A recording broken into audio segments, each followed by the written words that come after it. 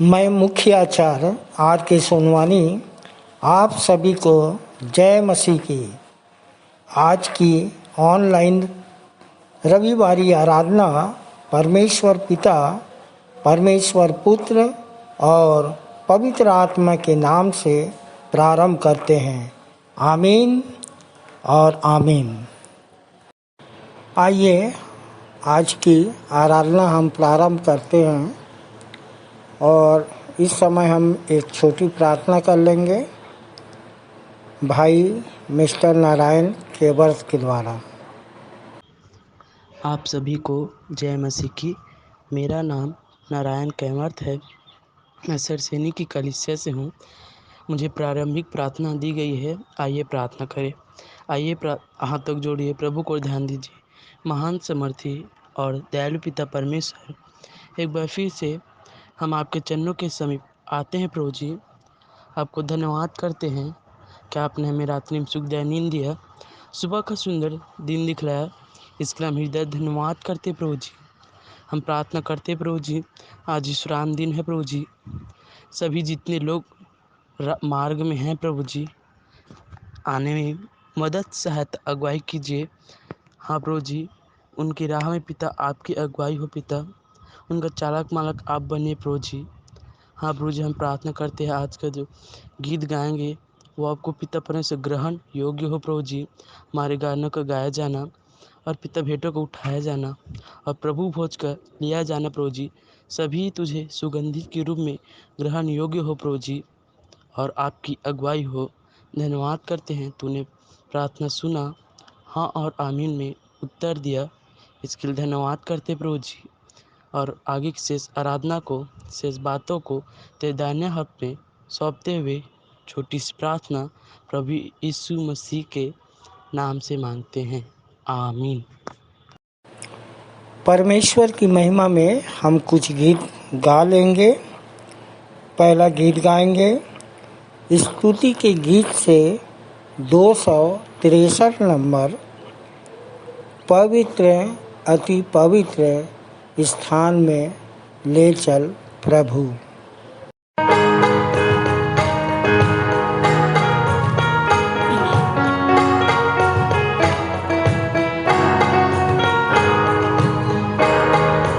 पवित्र अति पवित्र स्थान में ले चल प्रभु। मुझको तू अपने लहू से धो दे मेरे प्रभु। तेरे सामने झुकते हैं, सजदा हम करते हैं। तेरे सामने झुकते हैं, सजदा हम करते हैं। आत्मा और सच्चाई से आराधना करते हैं। आत्मा और सच्चाई से आराधना करते हैं। पवित्र अति पवित्र स्थान में ले चल प्रभु।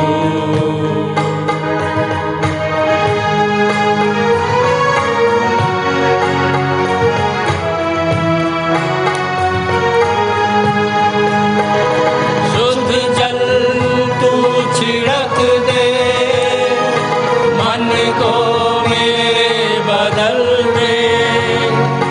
प्रार्थना है हमारी, आत्मा से तू भर दे। शुद्ध जल तू छिड़क दे, मन को मेरे बदल दे। प्रार्थना है हमारी, आत्मा से तू भर दे। तेरे सामने झुकते हैं, सजदा हम करते हैं। तेरे सामने झुकते हैं, सजदा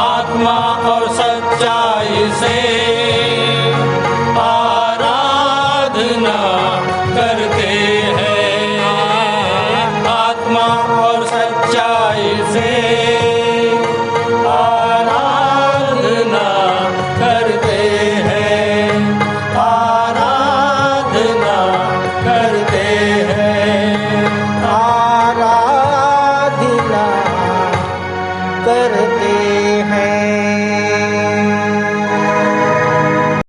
आइए हम सब लोग प्रभु की स्तुति में गीत गाएंगे। गीत संख्या 47 जो पाया जाता है हमन गाना गाबून में, जिसके बोल हैं यीशु का नाम सुखदाई, भजन करो भाई ये जीवन 2 दिन का।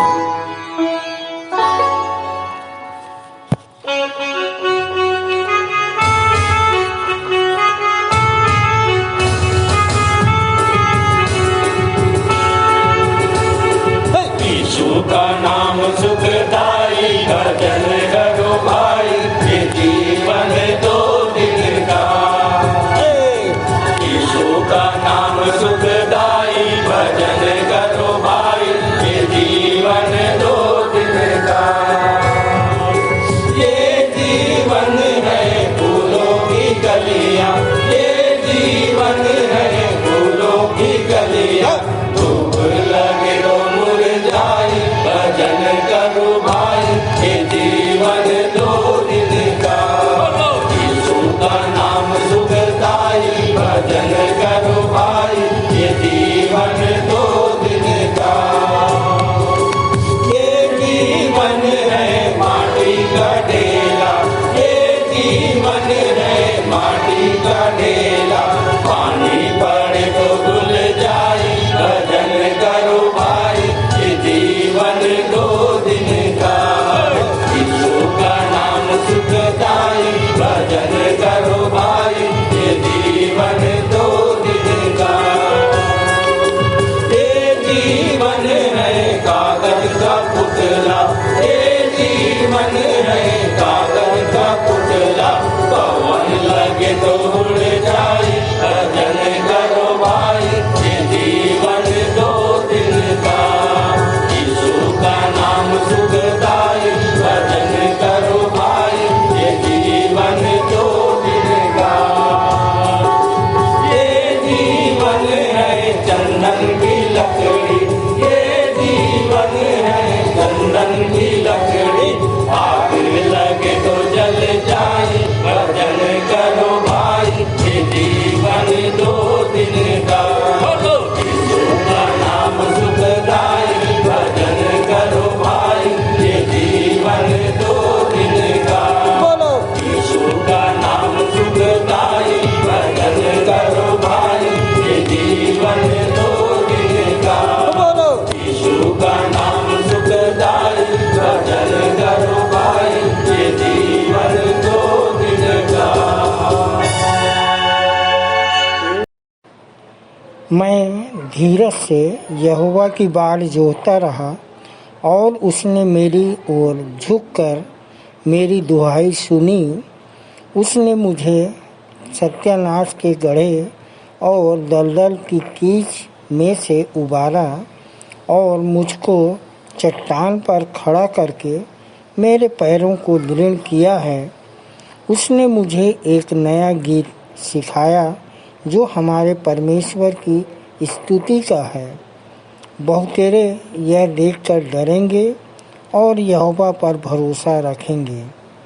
क्या ही धन्य है वह पुरुष जो यहोवा पर भरोसा करता है और अभिमानियों और मिथ्या की ओर मुड़ने वालों की ओर मुंह न फेरता हो। हे मेरे परमेश्वर यहोवा, तूने बहुत से काम किए हैं, जो आश्चर्य कर्म और कल्पनाएं तू हमारे लिए करता है वह बहुत सी है, तेरे तुल्य कोई नहीं। आइए हम सर्वशक्तिमान परमेश्वर की आराधना में जाएं। मुख्य आराधना के प्रारंभ में हम एक गीत गा लेंगे। स्तुति के गीत से 1 नंबर, प्रभु महान विचारों कार्य तेरे। तेरे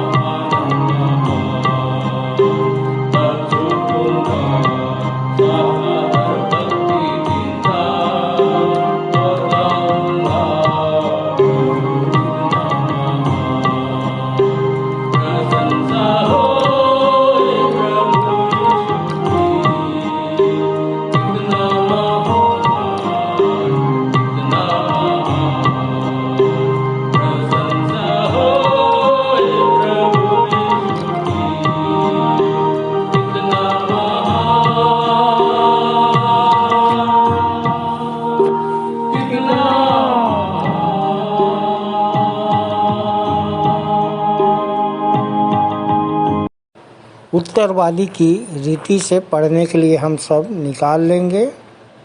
पहला कुरिन्थियों 13 अध्याय 1 से 13 पद तक, जिसको पढ़ने में अगुवाई करेंगी कुमारी सरस्वती गढ़ेवाल और उत्तर देंगी कुमारी चंदा करियारे। आप सबको जय मसीह की। मेरा नाम सरस्वती गढ़ेवाल है और मैं खमतराई से आती हूँ। आप सभी को जय मसीह की। मेरा नाम चंदा करियारे है, मैं खमतराई से आती हूँ। आइए हम उत्तरवादी की रीति से उत्तरवादी पाठ पढ़ने के लिए निकाल लेंगे। पहला कुरिन्थियों 13 अध्याय 1 से अंतिम पद तक, जो पेज नंबर 263 में पाया जाता है। पहला पद मैं पढ़ूंगी और दूसरा पद आप बहन चंदा करियारे के साथ पढ़ लीजिए। यदि मैं मनुष्यों और स्वर्गदूतों की भाषाएं बोलूं, पर प्रेम न रखूं, तो मैं ठनठनाती घंटी और झनझनाती झांझ हूँ। यदि मुझे नबुवत करने का वरदान प्राप्त हो और मैं सब भेदों तथा सब प्रकार के ज्ञान को जानूं, और यदि मुझे यहाँ तक पूर्ण विश्वास हो कि मैं पहाड़ों को हटा सकूं, पर प्रेम ना रखूं, तो मैं कुछ भी नहीं हूँ। यदि मैं अपनी संपूर्ण संपत्ति कंगालों को खिलाने के लिए दान कर दूं और अपनी देह जलाने के लिए सौंप दूं, परंतु प्रेम न रखूं, तो मुझे कुछ भी लाभ नहीं। प्रेम धैर्यवान है, प्रेम दयालु है और वह ईर्ष्या नहीं करता, प्रेम डींग नहीं मारता, अहंकार नहीं करता, अभद्र व्यवहार नहीं करता, अपनी भलाई नहीं चाहता, झुंझलाता नहीं, बुराई का लेखा नहीं रखता, अधर्म से आनंदित नहीं होता, परंतु सत्य से आनंदित होता है।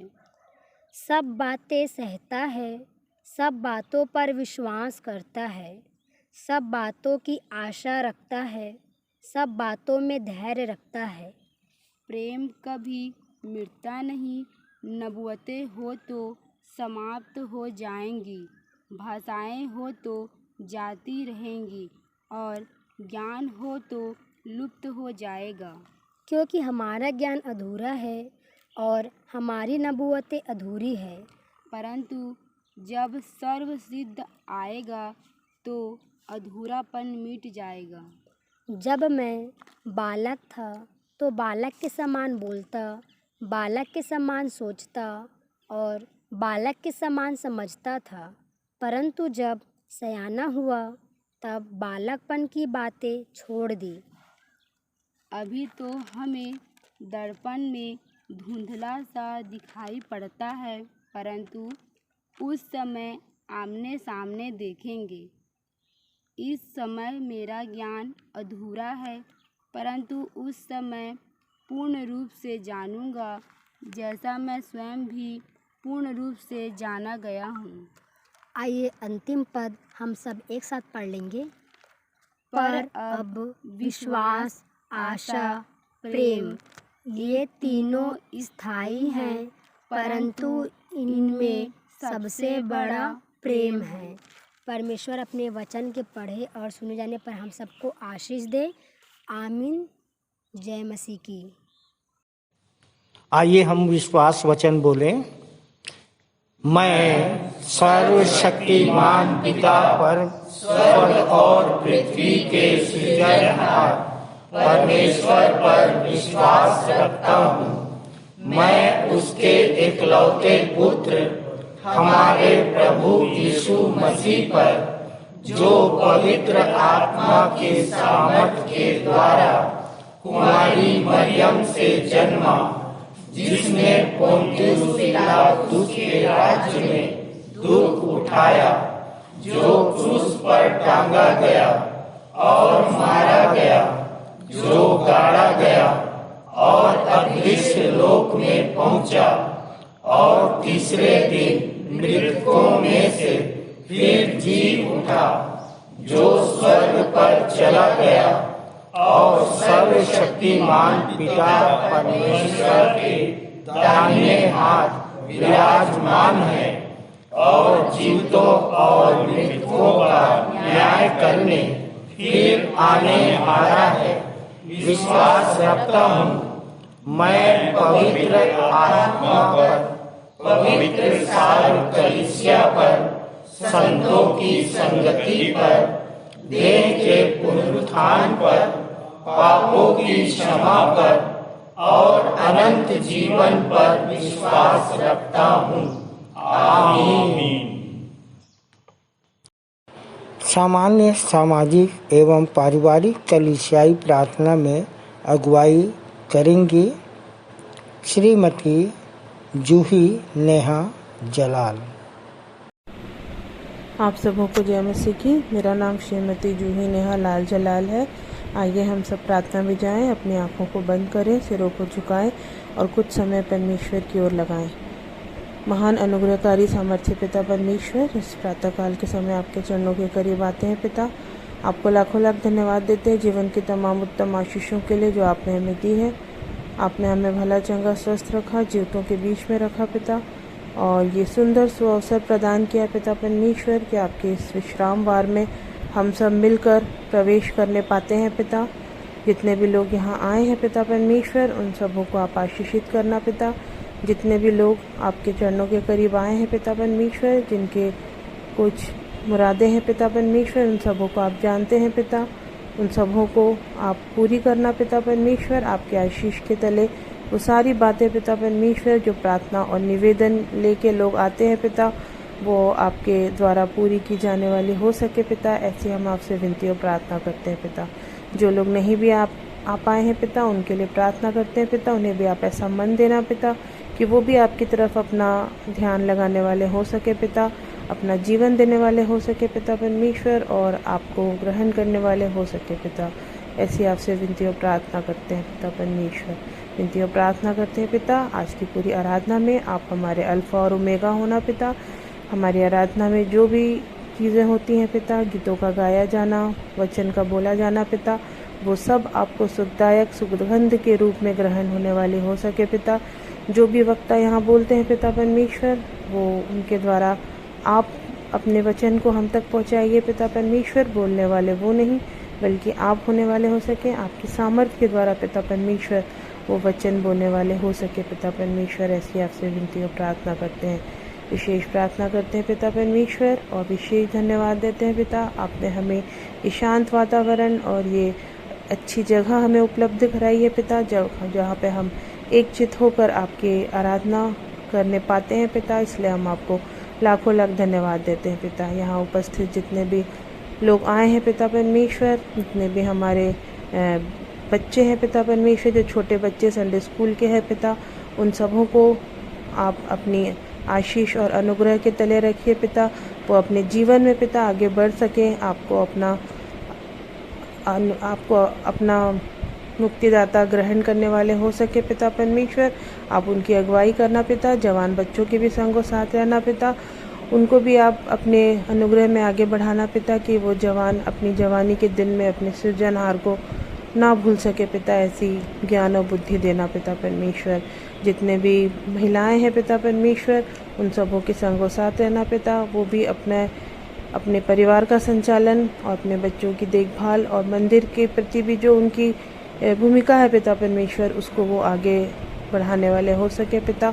और इसी प्रकार पिता आगे बढ़ते हुए आपके राज्य की महिमा में हम सब मिल के एकजुट होकर आगे बढ़ने वाले हो सके पिता। जितने भी संचालक हैं, जितने भी सह संचालक हैं, जितने भी आचार्य हैं पिता, उन सबों को आपके हाथों में समर्पित करते हैं पिता। उन सबों को आप समझ बुद्धि ज्ञान देना पिता, ताकि वो मंदिर की जो भी गतिविधियां होती हैं पिता, उसे वो अच्छी तरह से पूर्ण करने वाले हो सके। और हमारा मंदिर पिता परमेश्वर आपके डर और भय में आगे बढ़ते हुए जो आपने कार्य हमें सौंपा है पिता, कि जाओ सब जाति के लोगों को चेला बनाओ, वो कार्य हम सब मिल के एकजुट होकर आपस के प्रेम में आगे बढ़ते हुए पूर्ण करने वाले हो सके पिता।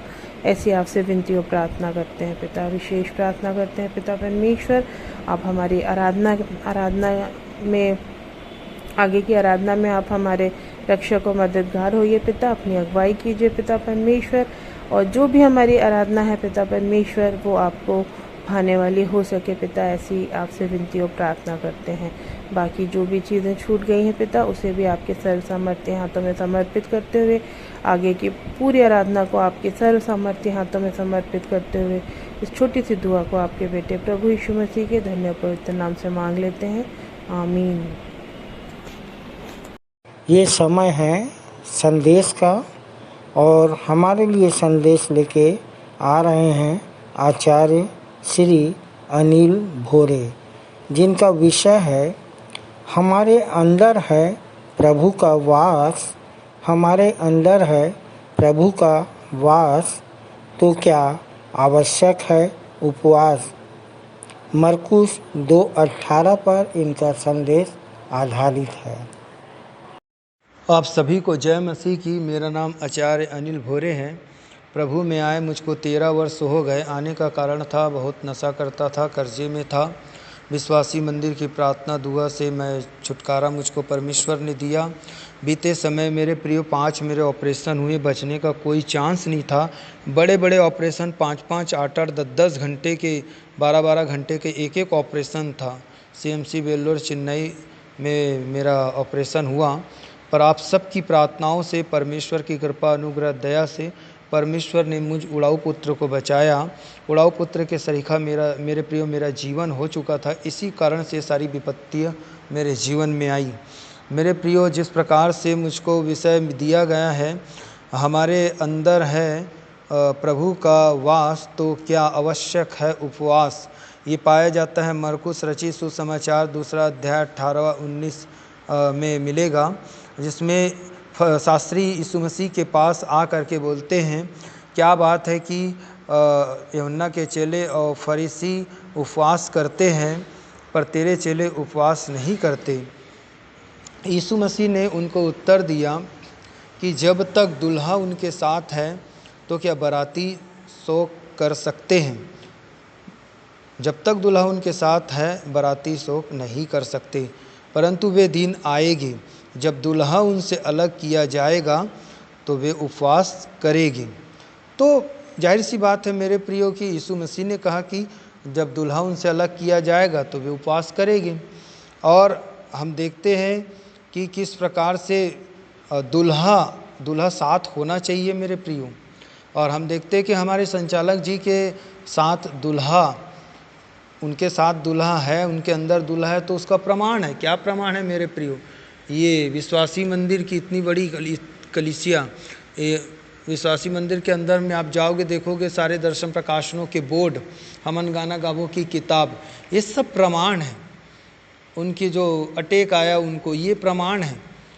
आपके और मेरे पास क्या प्रमाण है। तो इसलिए आपको और मेरे को उपवास रहना पड़ेगा। क्यों उपवास रहना पड़ेगा मेरे प्रियो, उसको भी मैं आपको बताता हूँ वचन से, कि जिस प्रकार से मत्ती रची सुसमाचार 17 अध्याय उसका 20-21 को पढ़ोगे आपको समझ में आएगा। तो जब रूपांतरण पर्वत से प्रभु यीशु मसीह उसके 2-3 चेले साथ उतरे, बाकी 10-12 चेले तो नीचे थे। तो हुआ क्या कि यीशु मसीह के पास एक व्यक्ति आया अपने बेटे को लेकर के, जिसमें मिर्गी की दुष्ट आत्मा थी, और वो बताने लगा यीशु मसीह को कि ये बार बार आग पानी को देखता है और गिर जाता है, और मैंने तेरे चेलों के पास लेके गया लेकिन वो निकाल नहीं पाए। क्यों नहीं निकाल पाए मेरे प्रियो। यहाँ यीशु मसीह ने उनको डांटा फटकारा, जबकि अतिरिक्त वो अधिकारी, मतलब वो यहाँ तक उनको परमेश्वर प्रभु ने अधिकार दिया था कि तुम मेरे नाम से दुष्ट आत्माओं को निकालोगे, बड़े बड़े आश्चर्य कर्म करोगे। सारे अधिकार प्रभु यीशु मसीह ने उनको दिया था बाराओं को, आप जानते हो मेरे प्रियो। लेकिन फिर भी यीशु मसीह ने अविश्वासी हठीले लोगों करके डांटा, और चेले भी बोले, अरे बाप रे, अधिकार प्रभु ने हमको दिया, फिर ये दुष्ट आत्मा क्यों नहीं निकल रही है। तो यीशु मसीह से फिर डरते कांपते चेले पूछने लगे कि आखिर क्यों नहीं निकली। तो यीशु मसीह ने बोला, ये जाति बिना उपवास प्रार्थना के नहीं निकलती। मतलब इसका मतलब साफ है मेरे प्रियो कि आपको और मेरे को उपवास रखना पड़ेगा। क्योंकि देखो, कभी कभी हमारे संचालक जी हम दुष्ट आत्माओं को निकालने के लिए कभी कभी प्रयास करते रहते, जल्दी नहीं निकलती। और हमारे संचालक जी आते हैं, उनको छू देते हैं और उनके लिए प्रार्थना करते, वो निकल जाते, वो एकदम नॉर्मल हो जाते, उठ के बैठ जाते। तो ये दुल्हा उनके साथ है, ये प्रमाण है। आपके मेरे पास ये प्रमाण है। तो फिर मेरे प्रियो, और देखो कि उपवास रखना एक मसीही को, एक विश्वासी को अनिवार्य है, क्योंकि मत्ती 6 उसके 16 में क्या लिखा है कि जब तुम उपवास करो, मतलब यीशु मसीह ने ये बात बोला कि उपवास रखने के लिए बोला कि तुम तेल मलना और तुम कपटियों के समान नहीं, और लोगों को दिखाई ना पड़ना, तुम्हारा पिता और तुम्हारे तक ये बातें होनी चाहिए कि, और जब तुम उपवास रखोगे तो अपने पिता से गुप्त में जो तुमको प्रतिफल देगा। अब ये उपवास हमको क्यों रखना है मेरे प्रियो? कि परमेश्वर की उपस्थिति में चलने के लिए, परमेश्वर की अगुवाई में चलने के लिए, परमेश्वर की अपार शक्तियों को पाने के लिए हमको उपवास रखना है। अब मेरे प्रियो, ये नहीं कि हम पता चल रहा है उपवास रख रहे हैं और उपवास रख करके हम रात दिन भर सो रहे हैं, उपवास रख लिए और काम नहीं कर रहे हैं। ऐसा नहीं होना चाहिए मेरे प्रियो। प्रभु ऐसे उपवास को पसंद नहीं करता। ये आलसियों को, ये आलसपन है, ऐसे आलसी उपवास को परमेश्वर पसंद नहीं करता। आप उपवास में हो तो नॉर्मल दिखाई दो, लोगों को ढिंढोरा भी मत पीटो कि मैं उपवास में हूँ। और इस प्रकार से जब आप उपवास रखते हो तो ज़्यादा से ज़्यादा आपको परमेश्वर की उपस्थिति में रहना होगा उस दिन, जिस दिन आप उपवास करते हो। वो चाहे प्रार्थना करते रहो, वचन पढ़ते रहो, और जितना भी भारी से भारी काम है, ऐसा नहीं कि हम बता रहे कि हमको उपवास है तो हम भारी काम नहीं कर सकते और लोगों से करवा रहे, घर वालों से करवा रहे हैं, ये ऐसा नहीं। आपको खुद को करना होगा वो काम, तब जाके आपका उपवास मेरे प्रियो सार्थक और सफल होगा। तो उपवास रखने के लिए हमको इन चीज़ों के लिए भी हम उपवास रख सकते हैं मेरे प्रियो, कि प्रभु की अधिक से अधिक दान वरदानों के लिए हमको उपवास रखना है, अधिक से अधिक शक्तियों के लिए हमको उपवास रखना है कि, और हमको उपवास इसलिए भी रखना है कि बहुत सारे मतलब हमारे जीवन में बहुत सारी प्रॉब्लम बहुत सारी समस्याएं होती हैं। वो किस प्रकार से, कई लोगों को नशे की लत है, देखो वो बोलते हैं कि नशे की लत हमसे छूट नहीं रही है, और रखो उसके लिए उपवास, हमको रखना, उपवास रखना अनिवार्य है मेरे प्रियो। और बहुत सारे लोग हैं कि जो कर्जों में, पापों में, रोगों में, श्रापों में, इस प्रकार से इन सारी परिस्थितियों के लिए हमको उपवास रखना, अपने बिजनेस के लिए, अपने हालातों को बदलने के लिए, अपनी परिस्थितियों को बदलने के लिए, इन सारी चीज़ों के लिए उपवास रखना हमको अनिवार्य है मेरे प्रियो। और तो और आप देखोगे तो अगर यौना की किताब अगर आप पढ़ते हो, 3 अध्याय उसका 10वां पद, और एस्तेर की किताब उसका 4 अध्याय उसका 16वां पद अगर आप पढ़ते हो तो उसमें देखिए इन लोगों ने क्या किया।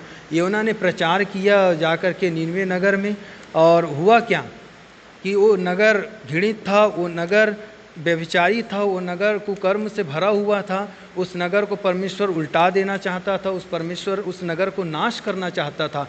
लेकिन एक अन्य जाति राजा ने, उस नगर का राजा अन्य जाति था, उसने जब यौना का प्रचार सुना तो अपने लोगों को बुलवा कर ढिंडोरा पिटवाया कि जितने भी, क्या बैल, क्या बकरी, क्या भेड़, क्या जानवर, क्या मनुष्य, सारे उपवास रखेंगे। और उपवास रख कर के उन्होंने चिल्ला चिल्ला कर परमेश्वर की दुहाई देने लगे। और हुआ क्या, आप जानते हो कि उस नगर को नाश परमेश्वर ने करने का जो प्लान बनाया था, मन बनाया था, विचार बनाया था, अपने विचारों को परमेश्वर ने बदल दिया। तो ये है उपवास रखने।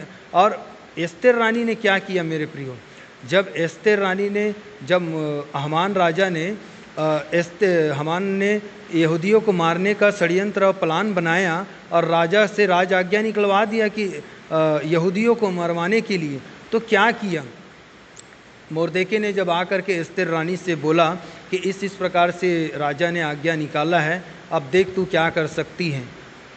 तो वहाँ पर एस्तेर रानी ने मोर्देके से क्या कहा, तू जा कर के कह दे सारे यहूदियों से कि सारे लोग उपवास रखेंगे, और मैं और मेरी सहेलियाँ भी सारे मिल कर के उपवास रखेंगे। और कानून के नियम के विरुद्ध में जा कर के क्या किया रानी ने, एस्तेर रानी ने राजा से जा कर के बात किया। और हुआ क्या, रिजल्ट क्या हुआ मेरे प्रियो, कि वो यहूदी, सारे यहूदी लोग बचाए गए। यौना के प्रचार से क्या हुआ कि वो पूरा नगर बचाया गया। मेरे प्रियो, जब आप और मैं कहते हैं कि अंत का समय चल रहा है, तो आप और मैं नहीं चाहते, आप और मैं नहीं चाहेंगे कि हमारे लोग बदले, हमारे लोग बचे, मन फिराए, पश्चाताप करें, हमारे इर्द गिर्द के लोग, हमारे घर परिवार, जाति समाज के लोग, सारे लोग मन फिराए, वो भी बचाए जाए। तो क्या हम उनके लिए उपवास नहीं रख सकते? और उपवास रख करके इस प्रकार से सेवकाई नहीं कर सकते? इस प्रकार से हम प्रचार नहीं कर सकते? और परमेश्वर की अपार शक्तियों को, सामर्थ्य को पाने के लिए हम उपवास नहीं रख सकते? तो इतना कहकर मेरे प्रियो, मैं अपने शब्दों को, ये तो छोटा उपवास हो गया मेरे प्रियो जो मैंने आप लोगों को बताया। और जो बड़ा उपवास है 26 नंबर का बोर्ड जो हमारे विश्वासी मंदिर में है, और जो हमारे संचालक जी को जो प्रकाशन मिला, और उसको आप पढ़िएगा। मैं उस पर नहीं बोलूँगा ज़्यादा क्योंकि ज़्यादा समय नहीं है, इसलिए उस पर उन रेफरेंसों को मैं नहीं बोलूँगा। आप वो रेफरेंस पढ़िएगा, वो बोर्ड को पढ़िएगा, तब आपको समझ में आएगा कि वो वास्तव में ओरिजिनल उपवास है, वो बड़ा उपवास है। जब ये छोटे उपवास में हम सफल होंगे, सक्सेस होंगे, इसको करेंगे, तब जाके वो बड़ा उपवास हम करने पाएंगे। आप उसको बोर्ड नंबर 26 को पढ़ोगे तो आपको समझ में आ जाएगा। हमारे संचालक जी ने वो उपवास प्रैक्टिकल करके दिखाया है, तब जाकर परमेश्वर ने उनको प्रकाशन दिया और बोर्ड को उन्होंने लिख करके टांगा है। इतना कहकर मैं अपने शब्दों को विराम देता हूँ। आप सबको जय मसीह की। सुंदर संदेश के लिए आचार्य अनिल भोरे को और उनके पूरे परिवार को प्रभु बहुतायत की आशीष दे। यह गंभीर समय है और प्रभु भोज विधि का संचालन करने आ रहे हैं आचार्य श्री दीपक कुमार भोई। आप सबको जय मसीह की। मेरा नाम आचार्य दीपक कुमार भोई है और प्रभु को ग्रहण किए मुझे 11 वर्ष हो गए। इसी मंदिर के द्वारा मैंने सच्चे और जीवित परमात्मा को जाना जो हम सब के अंदर में रहता है। आज के इस पवित्र दिन में प्रभु भोज के संचालन का अवसर मुझे प्राप्त हुआ है। आज के दिन हम प्रभु भोज की विधि पर चिंतन और मनन करते हैं। विधि जिसे हम कानून कहते हैं, रीति कहते हैं, नियम, परंपरा, और इंग्लिश में इसे लॉ कहते हैं। क्यों ज़रूरी है इस विधि को मानना? पुराने नियम में हम बहुत सारी विधियों को पढ़ते हैं। बहुत से नियम दिए गए हमको, बहुत से कानून, बहुत से आज्ञाएं लिखे गए और व्यवस्था के द्वारा, और इन सब नियमों को, इन कानूनों को, इन विधियों को मानना हम सब के लिए ज़रूरी नहीं है। क्यों ज़रूरी नहीं है? क्योंकि इन नियमों में, इन विधियों में, इन परंपराओं में, इन व्यवस्थाओं में जो हमको दी गई हैं, इनमें स्थिरता नहीं है। इनमें स्थिरता बिल्कुल भी नहीं है, इसलिए इनका पालन करना हम सब के लिए ज़रूरी भी नहीं है। परंतु नए नियम में हमको एक विधि दी गई है, एक कानून है, एक आज्ञा है ना, वो है प्रभु भोज की विधि। इस विधि को हम में से प्रत्येक के लिए मानना, हम में से प्रत्येक के लिए इस विधि का ठीक ठीक पालन करना अत्यंत ही आवश्यक है, क्योंकि इस विधि में स्थिरता है। और यह इसलिए भी ज़रूरी है कि ये विधि सिर्फ विधि नहीं, ये स्वयं प्रभु यीशु मसीह है, जिसके द्वारा हम उसमें और वो हम में बना रहता है। अगर वो हम में बना ना रहे, अगर वो हम में स्थिर ना हो, है ना, तो और अगर वो, तो हमको बाकी सब विधियों को, बाकी सब कानूनों को मानने से भी क्या फ़ायदा?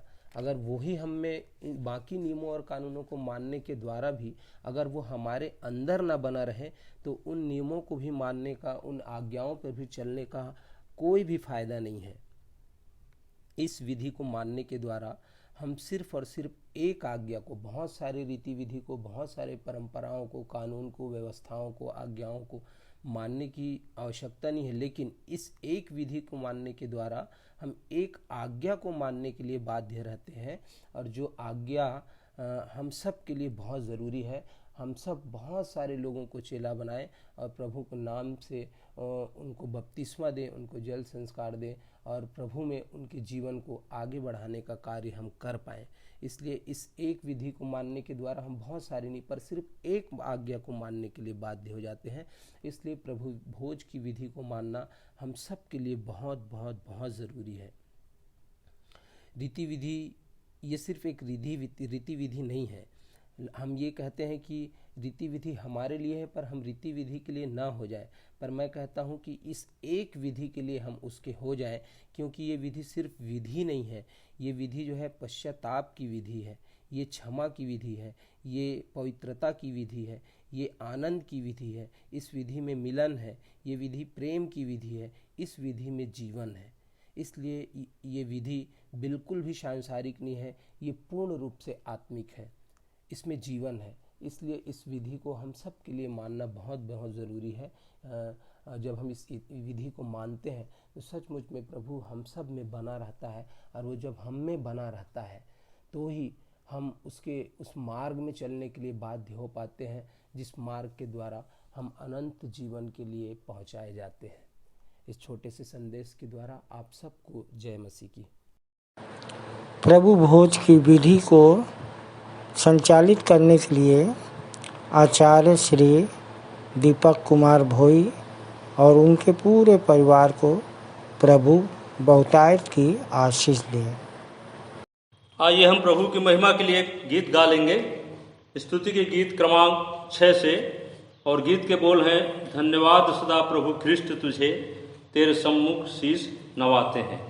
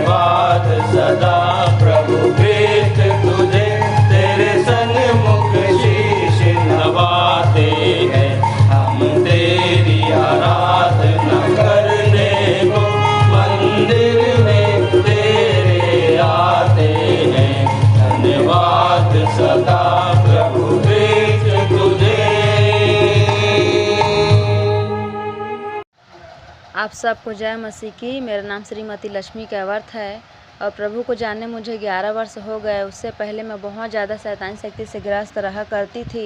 विश्वासी मंदिर की दुआ और प्रार्थनाओं से बची हूँ। तब से मैं प्रभु में बनी हूँ। सर्वप्रथम परमेश्वर पिता का धन्यवाद करती हूँ इस सुंदर अवसर के लिए।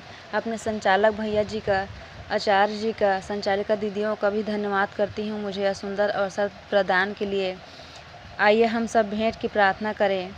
सर्वशक्तिमान, जीवित, अनुग्रहकारी, प्रेमी पिता परमेश्वर, हम एक बार फिर से आपके चरणों के निकट आते हैं पिता, और आपको धन्यवाद और धन्यवाद देते हैं पिता परमेश्वर कि आपने हमें बहुतायत का आशीष दिया है प्रभु जी। आपने हमें भला चंगा रखा प्रभु जी, सुरक्षित, जीवित और जीतों के बीच रखा पिता। हम आपका धन्यवाद करते हैं पिता, धन्यवाद करते हैं पिता। आपने हमें आकाश के झरोखे खोलकर अपरंपार आशीष का वर्षा हम पर किया है प्रभु जी। हम धन्यवाद करते हैं पिता परमेश्वर कि आपने हमें अब तक संभाले रखा है। प्रार्थना विनती करते हैं पिता, जो भेंट हमने प्रभु जी आपके चरणों के निकट लाए हैं पिता परमेश्वर, यह भेंट आपको ग्रहण योग्य होने वाले हो सके प्रभु जी।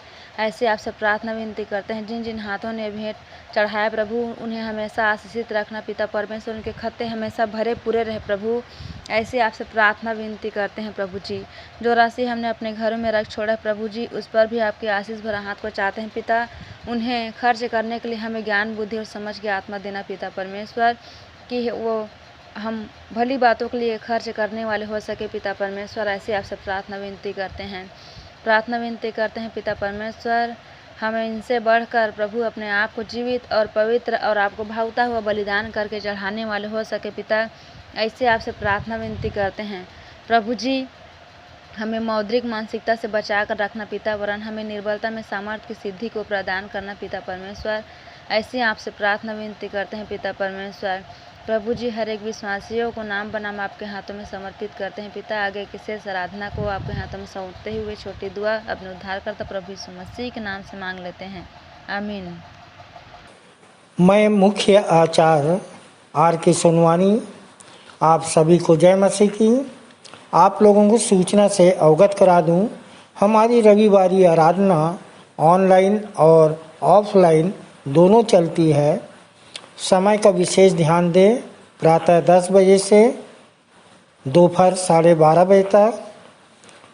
जिनको जिनको आराधना में जिम्मेदारी दी जाती है, उनको ऑनलाइन और ऑफलाइन दोनों में बोलना है।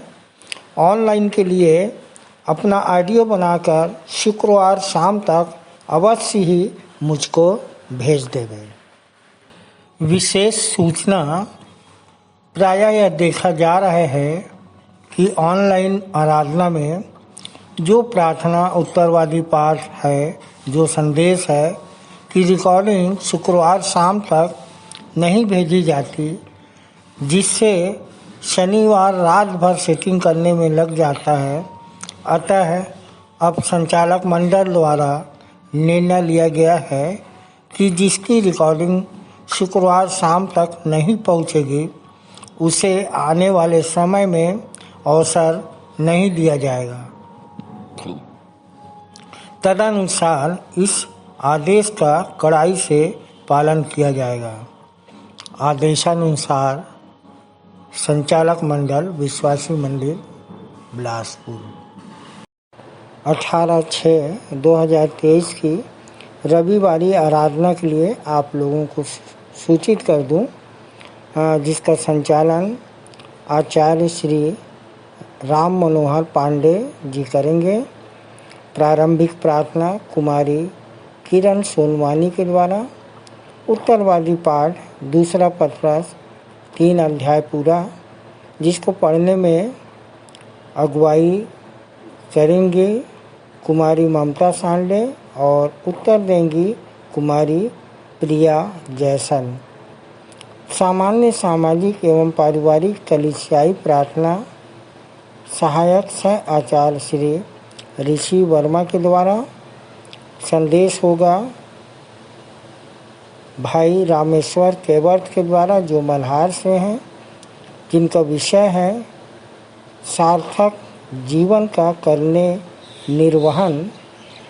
सार्थक जीवन का करने निर्वहन, चींटियों को बनाए उदाहरण।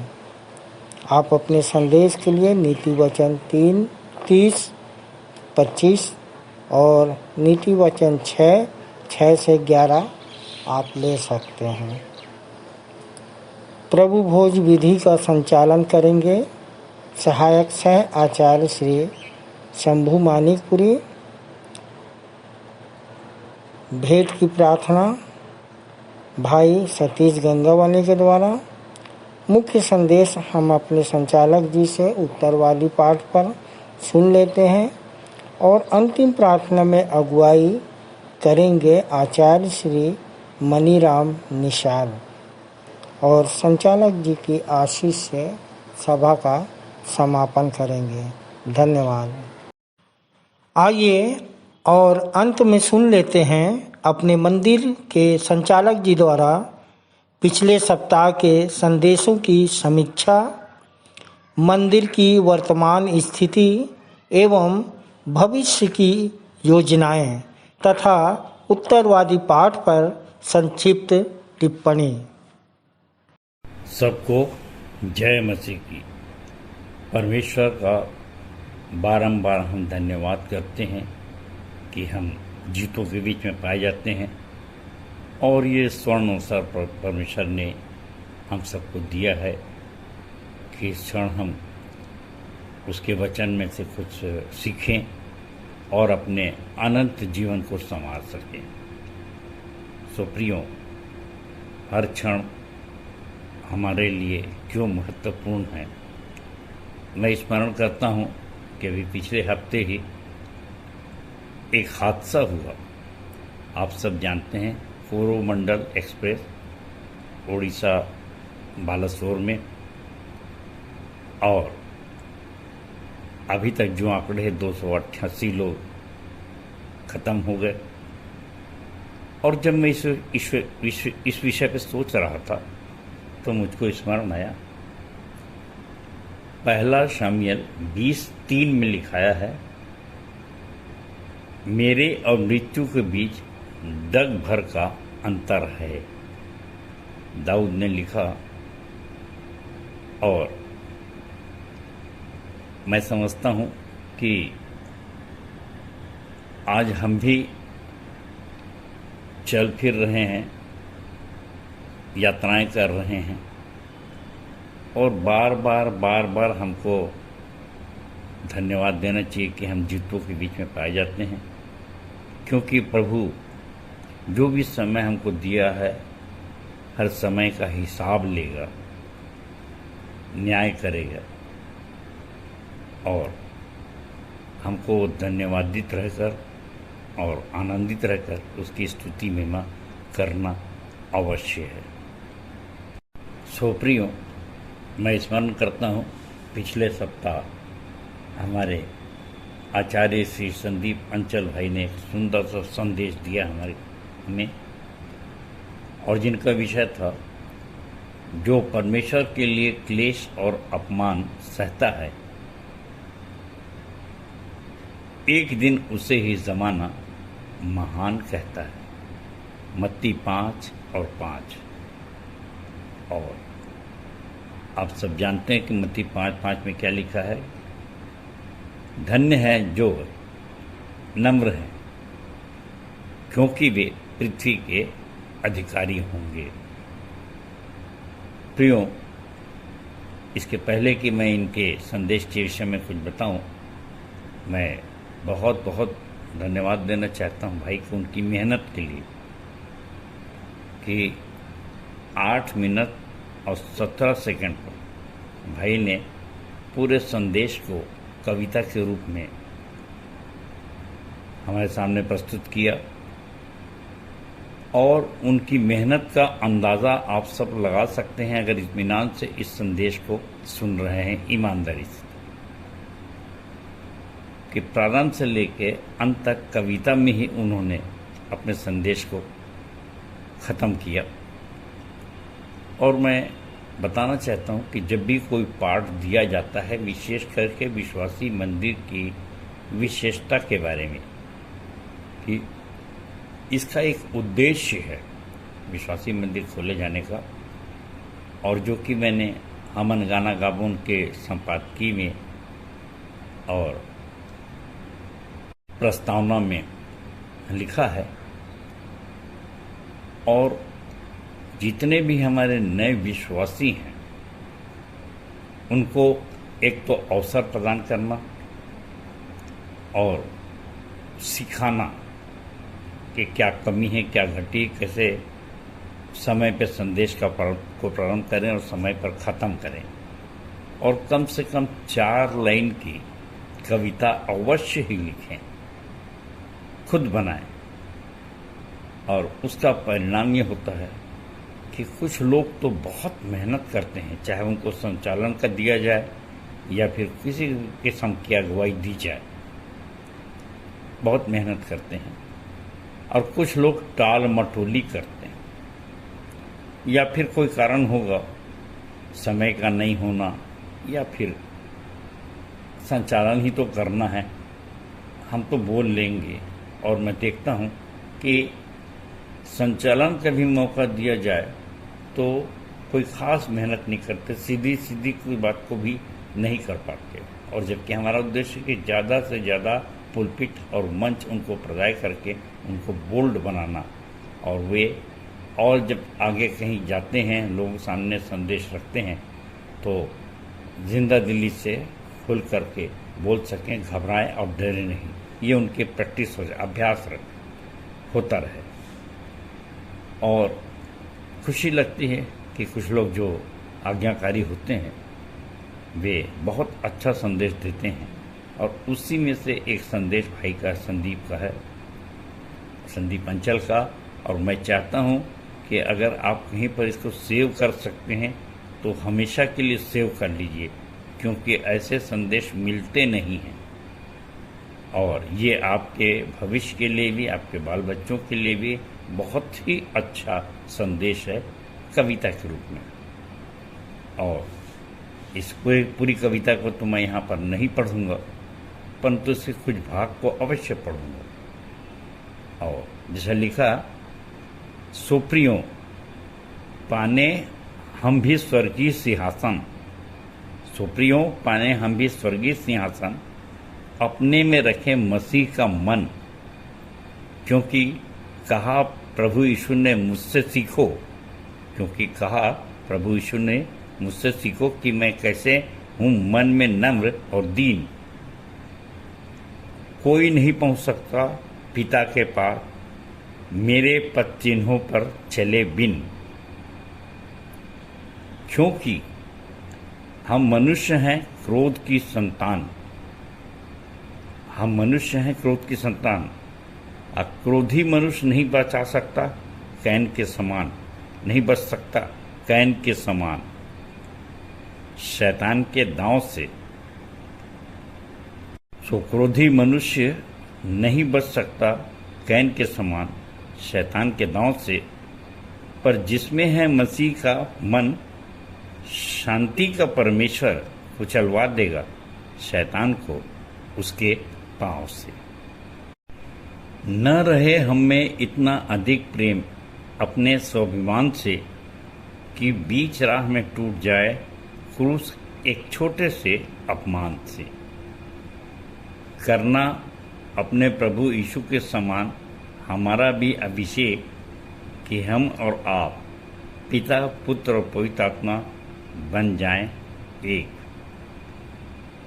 कि विरोधी भी हो जाए नतमस्तक, मसीह को हम में चलता फिरता, मसीह को हम में चलता फिरता देख। और अंत में, सो अब झूठ बोल बोल कर करे कोई निंदा, फैलाए झूठी झूठी बातें, प्रभु के नाम से कोई सताए, प्रभु के नाम से कोई कितना भी सताए, जो सह ले इस पल भर के क्लेश को, हो ही नहीं सकता कि उसके आगे जमाने का सर व घुटना न झुक जाए। और प्रियो, जिसके आगे इस जमाने का सर और घुटना झुक जाता है, आप समझ सकते हैं कि वो कितना नम्र होगा, या जो नम्र होता है उसको पृथ्वी का अधिकार मिल जाता है। तो भाई को मैं पुनः उनके सुंदर कवितामय संदेश के लिए, उनकी मेहनत के लिए बहुत बहुत धन्यवाद देता हूँ। भाई प्रभु आपको बहुतायत की आशीष दे। धन्यवाद। और इसके पश्चात हमारे सामने हमारी आचार्य कुमारी सविता सिंह ने प्रभु भोज का संचालन किया। और प्रियो, एक छोटे से शब्द पर छोटी सी टिप्पणी, शानदार टिप्पणी। और जैसे मैं कहता हूँ कि समय दिया गया है 5 मिनट का, इस बहन ने बहुत सुंदर अपने समय पर मेहनत करके सुंदर संदेश हमारे सामने रखा और प्रभु भोज के महत्व को समझाया कि जैसा अपन जानते हैं यूहन्ना 6:53 में लिखा है, यीशु ने कहा, मेरा मांस वास्तव में खाने की वस्तु और मेरा लहू वास्तव में पीने की वस्तु है, और जो मेरे मांस को खाता और मेरे लहू को पीता उसमें जीवन होता है, उसमें जीवन होता है। सुप्रियो, इस बहन ने एक प्रश्न रखा, क्या पहले मनुष्य के पास जीवन नहीं था? जीवन उसी में है, यीशु मसीह ने कहा। और देखिए, पहले पहले उत्पत्ति 2:7 का संदर्भ दिया बहन ने, उत्पत्ति 3:6 का संदर्भ दिया कि आदम हवा के ऊपर जीवन का श्वास फूंका था परमेश्वर यहोवा ने, और उनके पास भी जीवन था। और परंतु पाप के कारण से उनका जीवन निकल गया, मृत्यु आ गई, और इसके कारण से श्राप, चिंता, बीमारी सब आ गए। और तब यीशु मसीह पृथ्वी पर आए और उन्होंने हमारे लिए अपना प्राण दिया और लहू बहाया कि उसके लहू बहाने से हम सब चंगे हो जाएं, श्राप, चिंता, बीमारी और मृत्यु, ये सब का भय हमारे जीवन में न रहे। और इसके लिए उन्होंने ये विधि ठहराई और कहा यूहन्ना 14:6 में कि मार्ग, सत्य और जीवन में। और बहन ने विशेष करके जीवन शब्द पर हमारा ध्यान केंद्रित किया और बताया कि यीशु ने कहा यूहन्ना 6:35 में कि जीवन की रोटी मैं हूँ। और प्रियो, जैसे कि हम जानते हैं कि जीवन जीने के लिए हमको हर सेकंड सांस लेना पड़ता है, और इसीलिए यीशु ने कहा कि जीवन जीने के लिए मेरी मांस को और मेरे लहू को खाना आवश्यक है, क्योंकि हम जानते हैं कि पहला यूहन्ना 1:7 कि यीशु का लहू हमें सब पापों से शुद्ध करता है। तो इस रोटी में को खाने से और इस लहू को पीने से और लगातार पीने से, मतलब पहला कुरिन्थियों 11 अगर आप देखेंगे, पहला कुरिन्थियों 26 में है, क्योंकि जब कभी तुम यह रोटी खाते और इस कटोरे में से पीते हो तो प्रभु की मृत्यु को जब तक वह ना आए प्रचार करते हो। सो प्रियो, जब कभी हम जुड़ते हैं इस प्रभु भोज को लेने के द्वारा प्रभु की मृत्यु का प्रचार करते हैं, जिससे हमको तो जीवन मिलता ही है, हम दूसरों के लिए भी जीवनदायी आत्मा बन जाते हैं। तो बहन को भी इस सुंदर संदेश के लिए ईश्वर बहुतायत की आशीष दे। धन्यवाद। और इसके पश्चात प्रियो, मेरा संदेश था 2 कुरिन्थियों 6:1-18 तक, और उसमें मैं बताने की कोशिश किया था कि अपना महत्व समझिए कि हम राजदूत हैं प्रभु के और परमेश्वर की धार्मिकता है। और जब आप अपने आप को पहचान लेंगे कि हम जगत की ज्योति हैं, तो परमेश्वर के अनुग्रह को वाद विवाद में, छोटी छोटी आलोचनाओं के बीच में हम नहीं उलझा के रखते। और इसके लिए यही 2 कुरिन्थियों 6 का मैंने 12वां पद कहा था, और इसमें जैसा पौलुस कहता है, हमारे लिए तुम्हारे मन में सकेती है, परंतु हम में ये सकेती नहीं है। और इसका अर्थ मैंने समझाया था ब्रॉड माइंड से और नैरो माइंड से। और मैंने बताया था कि हम तो सताए जाएंगे, आलोचना होगी, परंतु हम जूते परमेश्वर के मंदिर हैं और ऐसे सिद्ध बनिए कि इन सब बातों से कि आपकी आलोचना होती है उससे आप उसमें उलझ के मत रह जाइए। इसलिए सिद्धि की परिभाषा भी बताई गई थी और तब जाकर के 18वां पद में वो कहता है कि उनसे अलग रहो जो ऐसे आलोचक हैं, बिगाड़ते हैं, तब मैं तुम्हारा रिश्तेदार होऊंगा। मतलब परमेश्वर से हमारे बाप बेटे की जो रिश्ता है वो पक्का होगा। तो प्रियो, यदि आप में इतनी सहन शक्ति आएगी, इतने ब्रॉड माइंड रहेंगे, तो प्रेम आपके अंदर में उत्पन्न होगा।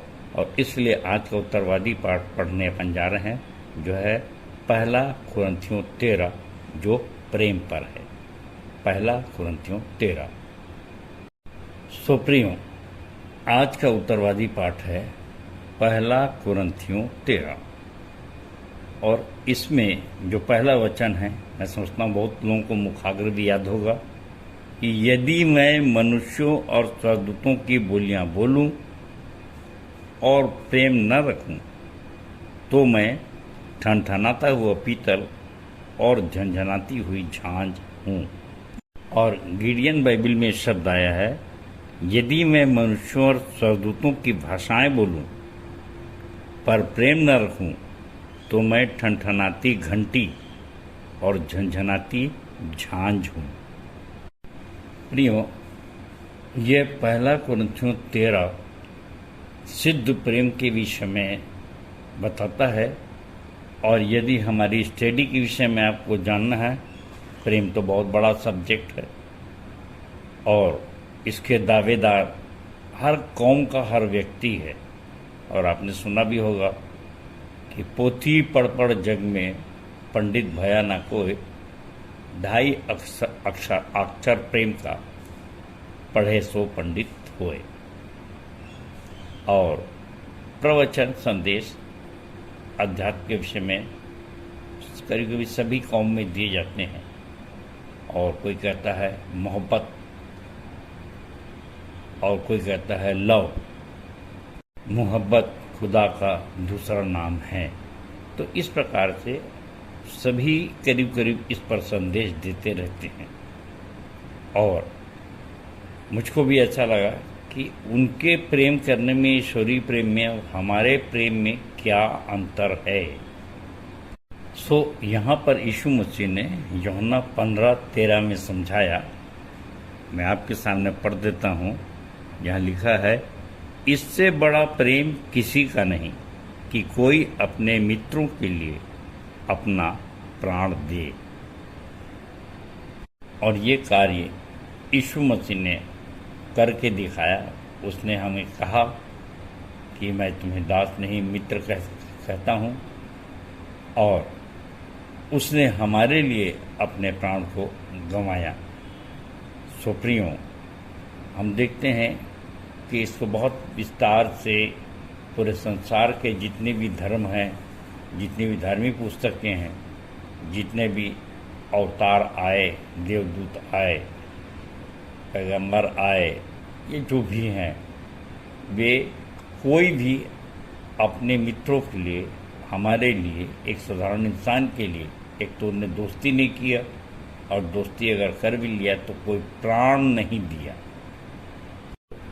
मेरे और आपके लिए प्रियो, आज ये संदेश है कि अपने को बचाने के लिए और अपने प्रियों को बचाने के लिए, आत्माओं को बचाने के लिए हमें भी प्राण देना है। और अब प्रश्न उठता है कि क्या आपने कभी प्राण की बाजी लगाई या प्राण दिया? और अगर आपने दिया है और आप जीवित हैं तो इस भेद को आप ही जानते हैं, क्योंकि तो यीशु तो मरने के बाद जिंदा भी हुआ और उस समय से आज तक ये भ्रम फैलाया जा रहा है शैतान के द्वारा। तत्काल उसने जितने भी वहाँ पर रक्षक थे, चौकीदार थे, सबको पैसा दिया और कहा कि भाई उसकी लोथ को चुरा करके ले गए हैं, मत बताना कि वो जिंदा यहाँ से गया है। सो ये भेद की बात है। लोग बहुत भ्रमित होते हैं और इसलिए हम मनुष्य अगर ये कहें कि हमने प्राण की बाजी लगाई है या प्राण गंवाया है और इस बात को सिद्ध किया, जैसा यीशु मसीह ने कहा कि जो अपने प्राण को खोता है वो अपने प्राण को बचाएगा, सो इस प्रकार की सिद्धि संसार विश्वास नहीं कर सकता। परंतु प्रियो, मैंने ये प्रयास किया है, गवाही लिखा है, बताया है कि कैसे मैंने अपने प्राण को गंवाया है। और जो विचार जो कर सकते हैं, जिनके पास विवेक है, विवेचना कर सकते हैं, अगर वे जबरदस्त आलोचक नहीं हैं तो निश्चित रूप से वे मानते हैं कि जैसे मत्ती 19 का जो धनी था उसका प्राण जो था वो अटका हुआ था पैसे पे, और जैसे यीशु मसीह ने कहा कि ये पैसा मुझको दे दे, कंगालों को दे दे, मतलब अपने प्राण को यहाँ पे गंवा दे। जब तू अनंत जीवन पाना चाहता है तो कितनी सीधी सी बात है, अब भी गंवा दे, अब भी मैं उसको दे देता हूँ। यानी एक हाथ ले और एक हाथ दे, एक हाथ दे और एक हाथ ले। परंतु वो विवेचना नहीं कर पाया। बहुत से लोग हैं जो ये गणित नहीं कर पाते हैं, विवेचना नहीं कर पाते। और पहले मैंने संदेश दिया है कि विवेचना क्यों आवश्यक है। पिछले समय में इब्रानी 10 का मैंने 22 पढ़ा था कि सच्चे मन से विवेक का दोष दूर करने के लिए ये शब्द आया है। इसे पूरा पढ़ देता हूँ। यहाँ पर इस प्रकार से लिखा है कि तो आओ हम सच्चे मन और पूरे विश्वास के साथ और विवेक का दोष दूर करने के लिए हृदय पर छिड़काव लेकर देह को शुद्ध जल से धुलवाकर परमेश्वर के समीप जाएं। सुप्रियो, अपने 30 तारीख के 30/5/23 के संदेश में मैंने विवेक के विषय में बहुत कुछ बोला था, पर आज उसको ज़्यादा नहीं बोलूँगा। सिर्फ ये है कि लोग विवेचना नहीं कर पाते हैं और अपने ही तर्क में उलझे हुए हैं। पूरी शताब्दी युग बीत जाता है, उसने उलझाया और ये उलझ के रह गया, दूसरों को उलझाते रहते हैं, परंतु प्रेम को सिद्ध नहीं कर पाए। और इसीलिए पिछले सप्ताह मैंने सिद्धि क्या है और जैसा हमेशा बताता हूँ कि सिद्ध बनना क्यों आवश्यक है, क्योंकि यीशु मसीह ने मत्ती 5:48 में कहा।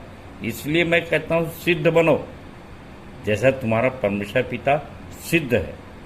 और सिद्ध व्यक्ति को पहचानने के लिए मैंने बताया था कि वो दिव्य बुद्धि वाला होता है, जो ईश्वर से ही प्राप्त होती बुद्धि, और इसलिए जिसके पास सिद्धि होती है वो व्यर्थ कल्पना नहीं करता, नीति वचन 6:18, और न व्यर्थ बातें बोलता है और व्यर्थ का न तो करता है और न देखता है, और शब्दों पर तर्क करने से बचता रहता है।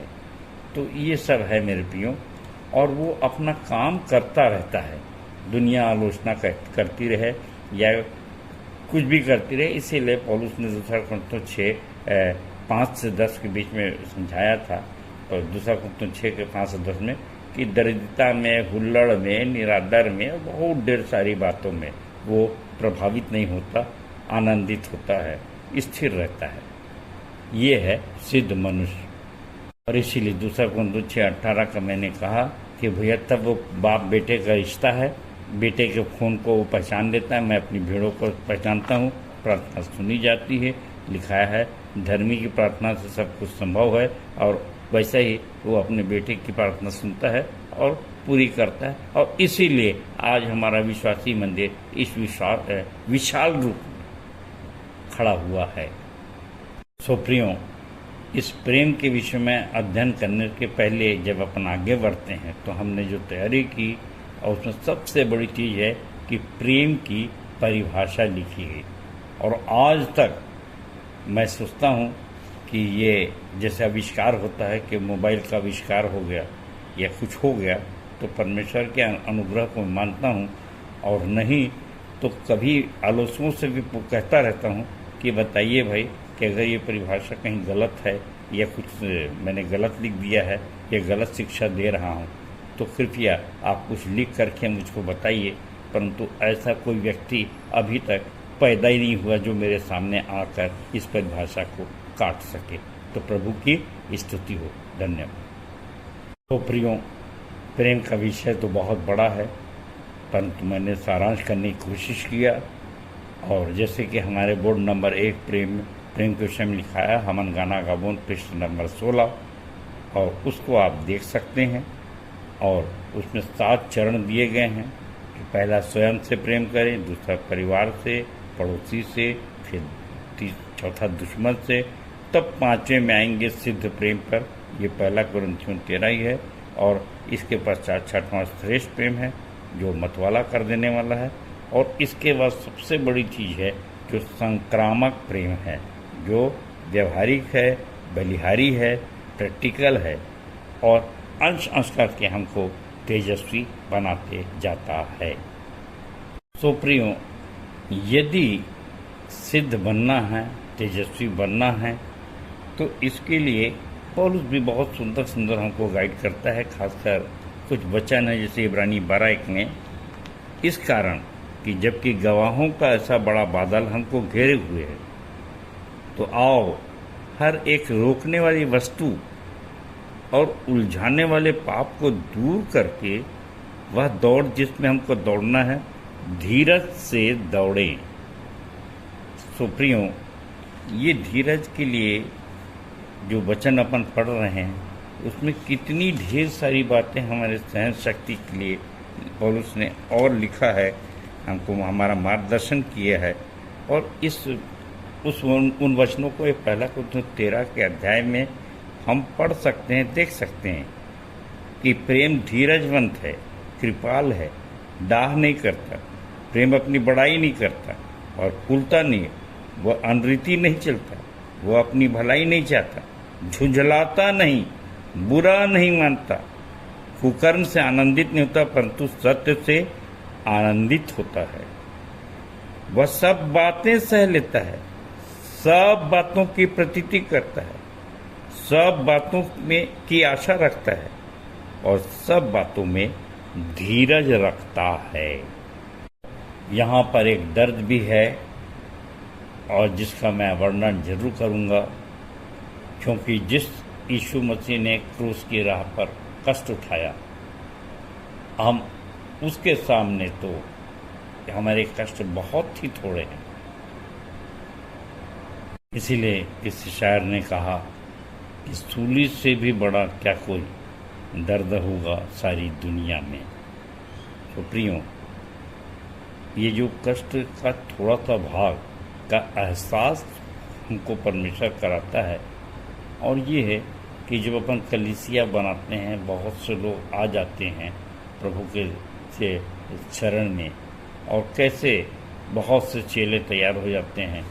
और जैसा यीशु मसीह ने कहा या इस कहा गया कि जिसने मेरी रोटी खाई उसी ने मुझ पर लात उठाई। सो प्रियो, जो हमें से सीखते हैं, हमसे बोलते हैं और वही हमारी आलोचना करते हैं, ये करीब करीब सभी के साथ होता रहेगा, ऐसा होता है। सो कभी भी इन बातों से हताश निराश मत होइए, ये स्वाभाविक है। और जो कर भी रहा है तो उसकी आलोचना भी मत करिए। सबके लिए परमेश्वर का धन्यवाद करिए, क्योंकि कुछ लोगों की समझ बालकों के समान होती है। और जैसा पौलुस कहता है, ये पहला कुरिन्थियों 13 के 12 में, जब मैं बालक था तो मैं बालकों के नहीं बोलता था, बालकों का सामंत था, बालकों की सी समझ थी, परंतु जब सियाना हो गया तो बालकों की बातें छोड़ दी। और इसके लिए पौलुस ने इब्रानी 5 के 11 से 14 में बहुत अच्छा समझाया है प्रियो। इसके कुछ पदों को मैं पढ़ रहा हूँ। इसके विषय में हमें बहुत सी बातें कहनी हैं जिनका समझना भी कठिन है, इसलिए कि तुम ऊंचा सुनने लगे हो। समय के विचार से तो तुम्हें गुरु हो जाना चाहिए था, तो भी क्या यह आवश्यक है कि कोई तुम्हें परमेश्वर के वचनों की आदि शिक्षा फिर से सिखाए? और ऐसे हो गए हो कि तुम्हें अन्न के बदले अब दूध ही चाहिए, क्योंकि दूध पीने वाले बच्चे को तो धर्म के वचन की पहचान नहीं होती। क्यों? क्योंकि वह बालक है। पर अन्न सयानों के लिए है, जिनके ज्ञानेंद्रियां अभ्यास करते करते भले बुरे में भेद के लिए पक्के हो गए हैं। प्रियो, अपने आप को पहचाने। कोई हमें पहचानता या नहीं पहचानता इसकी चिंता ना करें। जिससे 12वें पद में पौलुस कहता है कि परंतु उस समय ऐसी पूरी रीति से पहचानूंगा जैसे पहचाना गया हूँ। वर्तमान की बात। प्रियो, स्मरण रखिए कि आज अगर हमारे पास सिद्धि नहीं है तो कल भी जब अंत के न्याय के दिन समय आएगा, सर्वसिद्ध आएगा, तब भी हमारे पास वो सिद्धि नहीं आ पाएगी। सो त्याग, तपस्या, साधना और संघर्ष करते हुए अंश संस्कार के तेजस्वी स्वरूप में बदलने का प्रयास बड़े धीरज रख के करते रहें। परमेश्वर अपने वचन के कहे जाने पर आशीष दे। सबको जय मसीह की, जय मसीह की और जय मसीह की। धन्यवाद। उत्तरवादी पाठ पर सुंदर सारगर्भित एवं व्यवहारिक टिप्पणी के लिए अपने संचालक जी का बहुत बहुत धन्यवाद करते हैं। तालियां। हम अपनी आराधना के अंतिम चरण में हैं। अंतिम गीत गाएंगे हमन गाना गाबो से 42 नंबर, हम धूम मचा देंगे। यीशु के नाम की महिमा के हम गीत सुनाएंगे। अंतिम प्रार्थना में अगुवाई करेंगे सहायक सह आचार्य श्री रवि भोरे। प्रभु की प्रार्थना और सह संचालक श्री आशीष जलाल जी की आशीष से सभा का समापन करेंगे। धन्यवाद। परमेश्वर का धन्यवाद हो कि लॉकडाउन खुल गया है और हम इसी आनंद के साथ धूम मचाएं और गीत गाएंगे हमन गाना गाबुन से 42 नंबर, हम धूम मचा देंगे।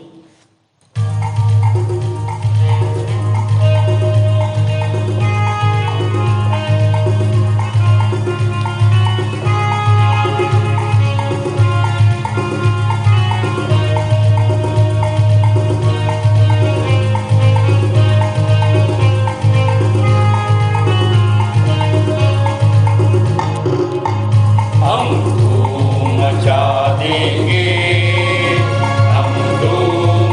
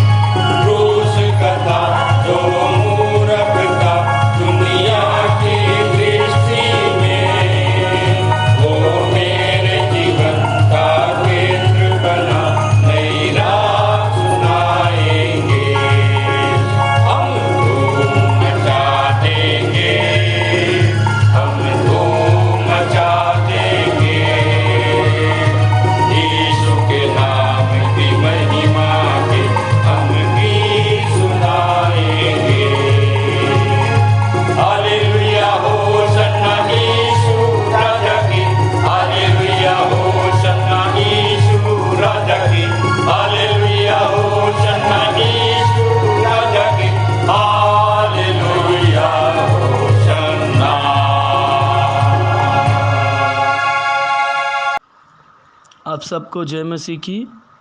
मेरा नाम सहायक सह आचार्य रवि भोरे है। मुझे पिछले सप्ताह अंतिम प्रार्थना के लिए कहा गया था। आइए हम सब प्रार्थना में जाए। जीवित महान सामर्थी अनुग्रहकारी परमेश्वर पिता, हम एक बार फिर से आपके चरणों के समीप में आते हैं। हम आपका धन्यवाद करते हैं प्रभु जी कि आज की पवित्र और विश्राम दिन में आपने हम सबों को एकत्रित किया और प्यारे प्रभु जी आपने हमारी मदद की गीतों को गाने के द्वारा, वचन को बोलने के द्वारा। हम आपका धन्यवाद करते हैं परमेश्वर पिता। हम आपसे प्रार्थना करते हैं प्रभु जी, आज के दिन जो भी वचन का बीज बोया गया है होने देना परमेश्वर पिता, वो हम में से प्रत्येक के जीवन में फलवंत हो सके और न केवल हम 30 गुना 60 गुना परंतु 100 गुना फल ला सके और जगत के छोर तक प्रभु आपके गवाह ठहर सके, ऐसी आपसे प्रार्थना है। प्यारे प्रभु जी, इस ऑनलाइन के माध्यम से जितने भी लोग आपके वचन को सुने हैं, आपकी प्रार्थना को सुने हैं, उन सब को प्यारे प्रभु जी आप ज्ञान बुद्धि समझ से परिपूर्ण करना, ताकि हम सब मिलकर आपकी महिमा स्तुति निरंतर अपने जीवन से करने वाले हो सके, ऐसी तुझसे प्रार्थना है परमेश्वर पिता। हम आपसे प्रार्थना करते हैं प्यारे प्रभु जी। परमेश्वर पिता, हम आपसे दुआ करते हैं परमेश्वर पिता, जितने भी लोग प्रभु जी दूर दूर गांव से आपके वचन को सुनने के लिए इस ऑनलाइन के माध्यम से जुड़ते हैं, तो होने देना परमेश्वर पिता, तो उन हर एक को ज्ञान बुद्धि समझ से परिपूर्ण करना, ताकि प्यारे प्रभु जी वो आपकी धीमी आवाज़ को सुन सके और परमेश्वर पिता अपने जीवन को आपको परमेश्वर पिता भावता हुआ जीवित पवित्र और आपको भावता हुआ बलिदान करके चढ़ाने वाले हो सके, ऐसी तुझसे प्रार्थना है प्यारे प्रभु जी। सब बातों में हमारी नहीं परंतु आपकी इच्छा को चाहते हैं, जीवन को, जीवन के समर्पण को आपके हाथों में सौंपते हैं, सारा आदर गौरव सम्मान आपको देते हैं। प्रार्थना करते हैं प्रभु जी, जब हम अपने अपने घरों की ओर जाते हैं तो मार्ग में आप हमारी अगुवाई कीजिए, ऐसी तुझसे प्रार्थना है प्यारे पिता। सब बातों में हमारी नहीं परंतु आपकी इच्छा को चाहते हुए छोटी विनती यीशु मसीह के नाम से मांगते हैं, आमीन। हे हमारे पिता, तू जो स्वर्ग में है, तेरा नाम पवित्र माना जाए, तेरा राज्य आए, तेरी इच्छा जैसे स्वर्ग में पूरी होती है वैसे ही इस पृथ्वी पर भी पूरी हो। हमारे दिन भर की रोटी आज हमें दे, और जैसे हमने अपने अपराधियों को क्षमा किया है वैसे ही तू भी हमारे अपराधों को क्षमा कर, और हमें परीक्षा में ना डाल परंतु बुराई से बचा, क्योंकि राज्य, पराक्रम और महिमा सदा तेरे ही हैं, आमीन। और अब हमारे पिता परमेश्वर का प्रेम, खुदावन प्रभु यीशु मसीह का अनुग्रह है, पवित्र आत्मा की शांति और सहभागिता हम सब के ऊपर अब से लेकर सदाकाल तक होती रहे, आमीन।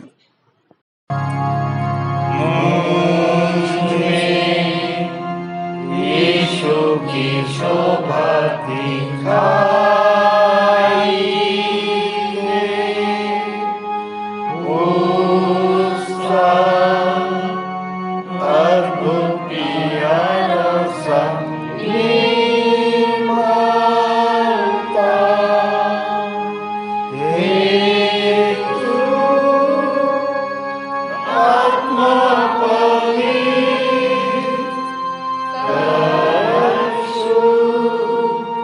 मेरा